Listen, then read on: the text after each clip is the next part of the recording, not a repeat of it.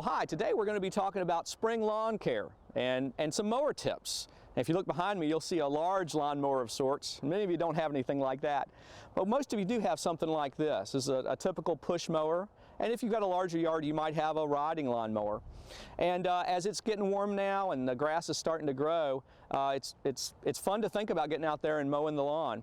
But there's some things we need to think about as far as maintenance for these lawnmowers and some of the things that we need to do.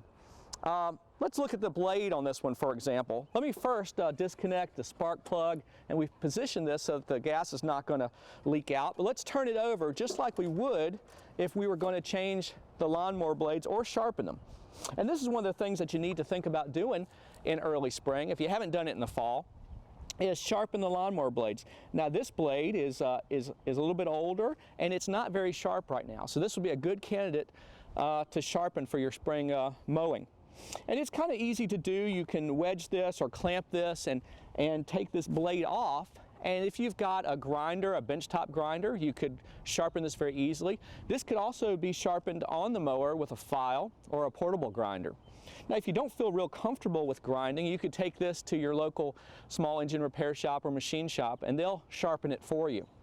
It's important to have a sharp blade. If your blade is dull and you're trying to mow the grass with that, it's not going to do a great job. You're going to be breaking the grass and shredding it, and eventually that's going to cause problems in the lawn, and you're going to get an overall brown appearance to the lawn. So you want a sharp blade, you want to be able to have a nice clean cut. And you want to do this at the beginning of the growing season. And if you've got a large lawn and you cut a lot, it's wet and the grass is growing quite a bit, you might even need to sharpen the blades in the middle of the season. So that's one thing that you need to do. And in general, there's some other maintenance tips that you need to do, possibly tune-ups, changing the oil. But if you consult your manual, the manufacturers of mowers are pretty good at letting you know at what intervals to do some of these things.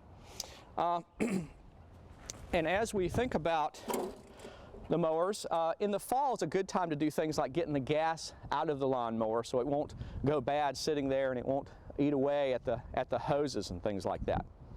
So as you're thinking about your lawn for the spring, one of the things that people think about most is trying to get fertilizer out there and really green that grass up.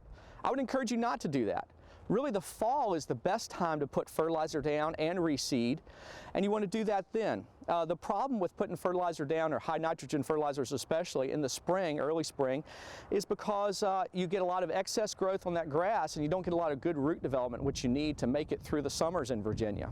So resist that temptation. If you have to top dress, do that a little bit later on after the grass is getting established, so later springtime.